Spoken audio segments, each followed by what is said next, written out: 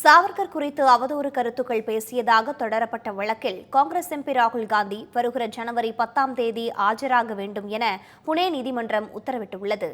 சாவர்கர் குறித்தும் இந்துத்துவா கொள்கைகள் குறித்தும் அவதூறாக பேசியதாக காங்கிரஸ் எம்பி ராகுல் காந்தி மீது சாவர்கரின் பேரன் சத்யாகி சாவர்கர் புனே நீதிமன்றத்தில் அவதூறு வழக்கு தொடர்ந்திருந்தார்.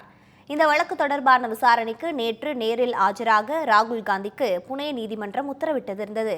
ஆனால் அவர் நீதிமன்றத்தில் விசாரணைக்கு ஆஜராகாததால் அவருக்கு எதிராக ஜாமீனில் வெளிவர முடியாத பிடிவாரண்ட் பிறப்பிக்க வேண்டும் என சத்யாகி சாவர்கர் தரப்பு வழக்கறிஞர் வாதிட்டார். அப்போது ராகுல் காந்தி தரப்பு வழக்கறிஞர் நாடாளுமன்ற குளிர்கால கூட்டத்தொடர் நடந்து வருவதால் ராகுல் காந்தியால் நீதிமன்றத்தில் ஆஜராக முடியவில்லை என விளக்கமளித்தார்.